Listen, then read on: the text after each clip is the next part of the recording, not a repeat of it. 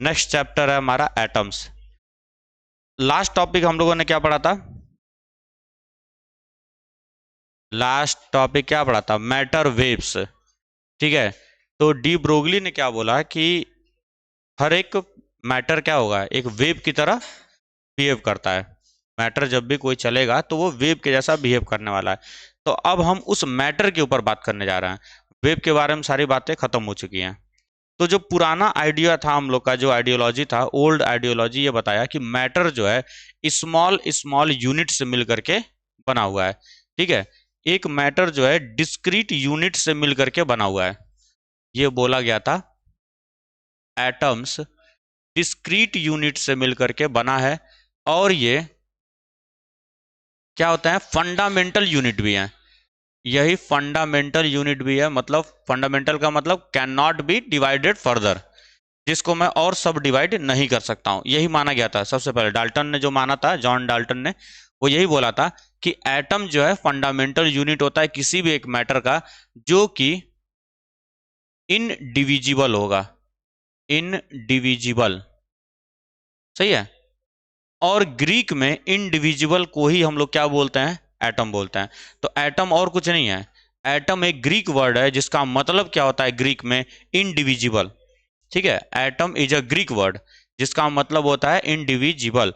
मतलब मैटर छोटे छोटे ऐसे यूनिट से मिलकर के बना है जिसको हम लोग फर्दर सब डिवाइड नहीं कर सकते हैं। बट आगे जब एक्सपेरिमेंट होने लगा, जे जे थॉमसन, ठीक है, कैवेंडिश, रदरफोर्ड, इन लोगों ने जब एक्सपेरिमेंट किया तो बताया कि एटम के अंदर भी कुछ और पार्टिकल्स प्रेजेंट हैं, जैसे इलेक्ट्रॉन है, प्रोटॉन है, न्यूट्रॉन है।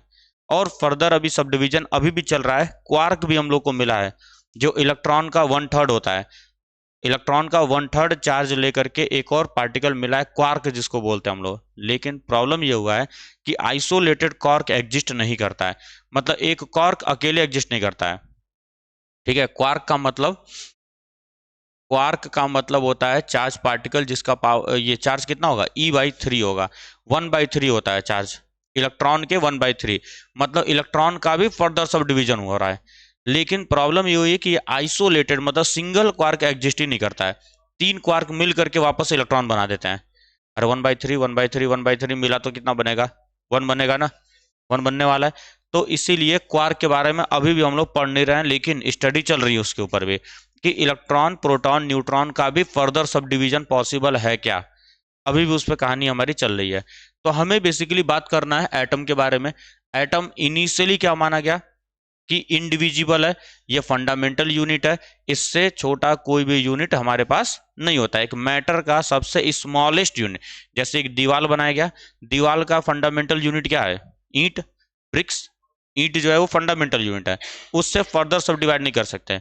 लेकिन अगर ईंट को भी तुम तोड़ते हो, फर्दर उसका डिवीजन किया जाए, तो पता चलेगा ईंट किससे बनाया गया? मिट्टी, बालू वगैरह से बनाया जाता है। तो सर उससे मिलकर के बना हुआ है। उसी तरीके से एटम को जब फर्दर सब डिवाइड किया गया तो पता चला है इलेक्ट्रॉन, प्रोटॉन एंड न्यूट्रॉन। इन तीनों एक्सपेरिमेंट को समझना है इसमें, इस चैप्टर में। ठीक। फिर से एनर्जी को समझना है कि जब भी इलेक्ट्रॉन जो है एक हायर स्टेट से दूसरे हायर लोअर स्टेट में अगर जाता है, एक स्टेट से दूसरे स्टेट में, तो एनर्जी क्या होगा उसके पास। जैसे केमिस्ट्री में पढ़ाया गया होगा तुम लोग को, एनर्जी स्पेक्ट्रम। एनर्जी स्पेक्ट्रम पढ़ाया गया होगा, Lyman series, Paschen series, fund series, bracket, बामर series, ये सब पढ़ाया गया था ना। तो ये सारी चीजें इसमें फिर से तुमको पढ़नी है। और यहाँ केमिस्ट्री में एनर्जी के रिस्पेक्ट में नहीं पढ़ते हम लोग। फिजिक्स में जितनी भी चीजें पढ़ी जाएंगी वो सारा एनर्जी के रिस्पेक्ट में होगा, कि एक एनर्जी लेवल में कितना एनर्जी होगा, एक लेवल में कितना एनर्जी होगा। के एल एम एन सेल पढ़े ना, उसमें अलग अलग लेवल्स में कितनी एनर्जी होगी उसके बारे में हम लोग को पढ़ना है। तो सबसे पहले बाबू हेडिंग डाल लो एटम्स, फिर डालो हेडिंग इंट्रोडक्शन। तो एटम्स के बारे में हमको पता चला था कि ये इंडिविजिबल है, फर्दर सब डिवाइड नहीं किया जा सकता। अब एटम का स्ट्रक्चर भी जानना जरूरी था। तो कई सारे साइंटिस्ट क्या किए, एक्सपेरिमेंट वगैरह परफॉर्म किए थे। सबसे पहला एटॉमिक स्ट्रक्चर जानने के लिए सबसे पहला जो एक्सपेरिमेंट किया गया था वो किया गया था सर जॉन डाल्टन से। पहला जो मॉडल था वो था Dalton's atomic theory. Dalton's atomic theory 1808 में, 1808 में सर जॉन डाल्टन ने क्या किया था, एटम का स्टडी किया। ठीक, उसके बाद से मतलब मैटर का स्टडी किया था उन्होंने, और उसमें एटम के बारे में 3 पॉइंट उन्होंने बोले थे। सबसे पहला पॉइंट जो बोला गया, क्या बोला गया? Atom is indivisible. Atom is indivisible मतलब स्मॉलेस्ट या fundamental unit of a matter is atom. Atom को फर्दर सब डिवाइड नहीं किया जा सकता। ठीक है, मतलब मैं ऐसे भी बोल सकता था इसको, या डाल्टन ने इसको ऐसे बोला कि atom can neither be created nor be destroyed. Atom जो है न डिस्ट्रॉय किया जा सकता है न क्रिएट किया जा सकता है। सेकेंड पॉइंट में उन्होंने क्या बोला कि अगर सेम एलिमेंट है, सेम एलिमेंट में अगर देखा जाए तो atoms have same physical and chemical property. Same physical and chemical property, chemical property. अगर सेम एलिमेंट की बात की जाएगी, अगर सेम एलिमेंट की बात की जा रही है तो जो भी एटम्स उनके अंदर होंगे उनके पास सेम फिजिकल और केमिकल प्रॉपर्टी होगी, और डिफरेंट एलिमेंट में क्या होगा? डिफरेंट प्रॉपर्टीज होगी। सही है। तीसरा चीज क्या बोला उन्होंने? स्टेबिलिटी की बात की थी इन्होंने। Atoms are stable, atoms are stable and electrically neutral. और इलेक्ट्रिकली क्या है सर? न्यूट्रल है। इलेक्ट्रिकली न्यूट्रल है। ये 3 चीजों के बारे में इन्होंने जिक्र किया। इन 3 चीजों के बारे में जिक्र किया था उस समय जब ये थ्योरी बनाई गई थी 1808 में। तो इसका किसी ने भी अपोज नहीं किया, है ना। सबने बोला हाँ सही है, एकदम बिल्कुल सही जा रहा है। लेकिन उसके बाद जब इलेक्ट्रॉन प्रोटॉन न्यूट्रॉन का डिस्कशन होने लगा था या डिस्कवरी होने लगी, तब इनके थ्योरी को डिस्कार्ड किया गया था। अगर तुमसे कोई पूछे एटॉमिक स्ट्रक्चर में सबसे पहला कंट्रीब्यूशन किसका रहा, तो डाल्टन का था। जे थॉमसन का बोल करके मत आना, सही है ना। तो सबसे पहला किसका था? डाल्टन एटॉमिक थ्योरी बनाई गई थी 1808 में, और इसके 3 पॉइंट्स थे। उसके बाद सेकेंड जो मॉडल हमारा होता है, हेडिंग डालो, थॉमसन्स एटॉमिक मॉडल। जे थॉमसन ने बनाया था थॉमसन्स एटॉमिक मॉडल। सेकेंड हो जाएगा थॉमसन्स एटॉमिक थ्योरी या मॉडल। ठीक, पहले इसको लिख लेते हैं। तो थॉमसन ने क्या चीज देखा?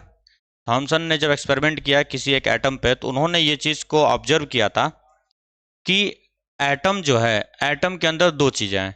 एक क्या है? पॉजिटिवली चार्ज, जो कि डिस्ट्रीब्यूटेड है ओवर द इंटायर एटम। ठीक है, पॉजिटिव चार्ज क्या कर रहा है? पूरे के पूरे एटम में डिस्ट्रीब्यूटेड है, और उसमें बीच बीच में क्या है? इलेक्ट्रॉन्स फंसे हुए हैं। इलेक्ट्रॉन्स फंसे हुए हैं। ये क्या है हमारा? Positive charge, positive charge distributed over the atom. और ये जो एम्बेडेड है इसमें क्या है? वो इलेक्ट्रॉन्स हैं। ठीक है, इस चीज को उन्होंने ऑब्जर्व किया।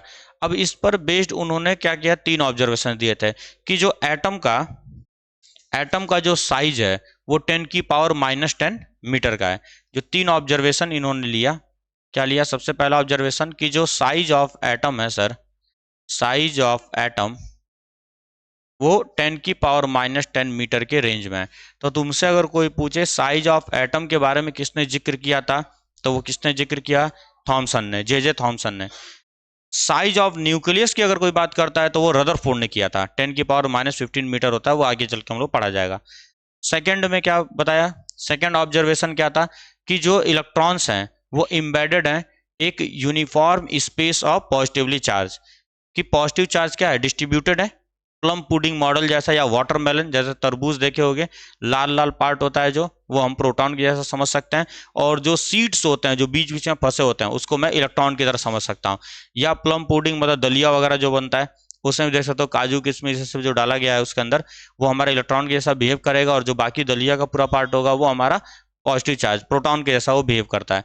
और इस तरीके से होते हैं कि जितना पॉजिटिव चार्ज होगा उतना ही निगेटिव चार्ज है। ओवरऑल एटम क्या है? इलेक्ट्रिकली न्यूट्रल है। डाल्टन ने भी इसी बात को बोला था atoms are electrically neutral, J Thomson ने भी उसी बात को बोल दिया।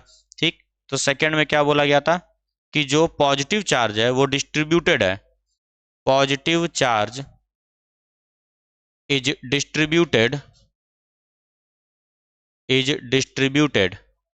And negative charge is embedded in it, negative charge या electron is embedded in it, is embedded in it, उसी में फंसा हुआ है, एम्बेडेड इन इट। और इस तरीके से है ये कि जितना नेगेटिव चार्ज है उतना ही क्या है हमारा पॉजिटिव चार्ज है। ओवरऑल हमारा एटम क्या है, इलेक्ट्रिकली न्यूट्रल है। एटम्स यहां पर भी बोला गया इलेक्ट्रिकली न्यूट्रल, इलेक्ट्रिकली न्यूट्रल थे क्योंकि दोनों के चार्जेस सेम आ रहे थे। थर्ड क्या लिखा गया है, थर्ड ऑब्जर्वेशन क्या था, नंबर ऑफ इलेक्ट्रॉन, यही इसी में लिखवा दिया, इसको भी इलेक्ट्रिकली हमारा न्यूट्रल होगा। लेकिन सर अब लिमिटेशन भी थी, ठीक है, अगर लिमिटेशन नहीं होता तो आगे का मॉडल नहीं बना होता। तो रदरफोर्ड जब एक्सपेरिमेंट कर रहे थे तो उन्होंने देखा था कि जब वो अल्फा पार्टिकल को जब वो भेज रहे थे तो वो पूरे रीजन में डेविएट नहीं हो रहा था, जब भी अल्फा पार्टिकल सेंटर की तरफ जा रहा था तभी वो डेविएट हो रहा था, सही है ना। जैसे अल्फा पार्टिकल को यहां से भेजा मैंने, यहां से गया तो सीधा निकल गया, या हल्का फुल्का माइनर सा डेविएशन हो रहा था। लेकिन अल्फा पार्टिकल बिल्कुल सेंटर पे जा रहा था तो लार्ज अमाउंट में क्या हो रहा था, उसका डेविएशन हो रहा था। तब उन्होंने क्या कंक्लूड किया, अल्फा पार्टिकल सबको पता है पॉजिटिव चार्ज होता है, पॉजिटिव चार्ज क्या करते हैं, रिपेल करते हैं। डेट मीन्स कि सर एटम के बीचों बीच कुछ एक ऐसा पॉजिटिव चार्ज रहा होगा जो क्या कर रहा है, रिपल्सन करवा रहा है। तो जे थॉमसन ने ये बात नहीं समझा पाई थी। जे थॉमसन ने क्या बोला कि पॉजिटिव चार्ज कहाँ है, पूरा यूनिफॉर्मली डिस्ट्रीब्यूटेड है ना। जे थॉमसन ने तो ये बोला कि पॉजिटिव चार्ज यूनिफॉर्मली डिस्ट्रीब्यूटेड है, लेकिन एक्सपेरिमेंटली ये चीज देखा गया कि पूरे में पॉजिटिव चार्ज नहीं है। पॉजिटिव चार्ज कहाँ पे, कंसंट्रेटेड एट सेंटर, जिसको आगे चल के हम लोग न्यूक्लियस नाम देते हैं। ठीक, दूसरा इसका डिमेरिट क्या था, दूसरा जे थॉमसन का डिमेरिट ये था कि ये हाइड्रोजन या और एटम से स्पेक्ट्रल सीरीज को नहीं बता पाए थे। स्पेक्ट्रल सीरीज आगे बढ़ेंगे हम लोग, स्पेक्ट्रम जो तुम लोग Lyman series, Balmer series, Pfund series पढ़े थे ना, वो सारा क्या था हमारा स्पेक्ट्रम सीरीज होता है। मतलब एक इलेक्ट्रॉन जब हायर एनर्जी स्टेट से लोअर एनर्जी स्टेट में आता है, हम लोग पढ़े हैं इलेक्ट्रोमैग्नेटिक वेव में, जब भी हायर एनर्जी स्टेट से लोअर एनर्जी स्टेट में इलेक्ट्रॉन आएगा तो एनर्जी एमिट करता है, जिसकी वैल्यू क्या होती है, E = H न्यू, ये पढ़े थे, H न्यू एनर्जी होती है। लेकिन सर यहाँ पे दिक्कत क्या हो रही है कि जे थॉमसन इस बात को समझा ही नहीं पाए थे। जे थॉमसन के मॉडल में कहीं एनर्जी की बात ही नहीं की गई थी।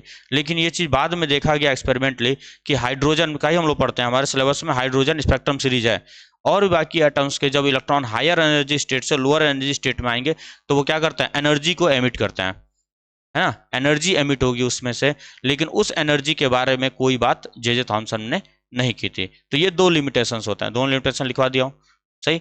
अगले हेडिंग डाल लो, फिर इसको बाद में देखा जाएगा।